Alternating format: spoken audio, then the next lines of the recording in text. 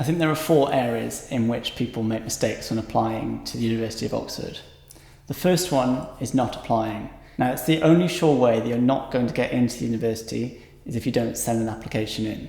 So if you think you've got the academic merit and potential to get into the university and to do well here, you must send in an application.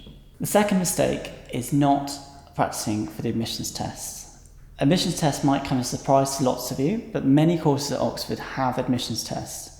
The reason we have admissions tests is so that we have a level playing field when looking at candidates. They're tests that the university has set, and it means that we're looking at everybody with the same set of data. In the same way that you wouldn't sit your driving test, your A-levels or your GCSEs without at least considering how long it's going to take you to sit the paper, to go through some model answers and to see what style of answer you should be submitting. You really shouldn't be sitting the admissions test without doing a dry run before. And even if that's just at home, doing the answers yourself and then looking through the mark schemes, make sure you get onto the website and try and find some previous past papers just to test them through before you come up and sit the admissions test in November. Third mistake is what I'd call not taking risks. Now, this is a personal application, whether it's the personal statement or the interview, which is face-to-face. This is about things that interest you.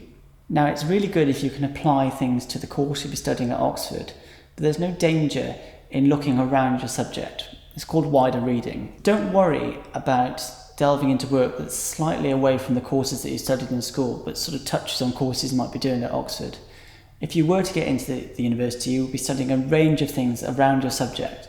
So it's really important that if you find something interesting and you think it's slightly risky, as long as you're confident in following it through, do take that risk because it will pay off in some ways. The fourth error that people make in their applications is being scared of saying, "I don't know," in the interview. Now, you mustn't use it too much. Obviously, I expect to have a baseline knowledge of the tasks, but you must remember that the Oxford interview is not a knowledge test, it's about thought processes. So instead of saying, "I don't know," cold cut, if you add the word "but" and relate to something that you do know, you're able to then guide the tutor through your thought processes. You're being honest and upfront without throwing in a load of rubbish about something that you vaguely know about, and actually just to put something into the mix that will guide you through the next part of the process in whichever problem you might be solving as part of the Oxford interview. So those are 4 common mistakes that people make when applying to Oxford. Not applying, not practicing the admissions tests, not taking risks, and remembering that saying "I don't know" is legitimate as long as you can take it on to the next step of the interview.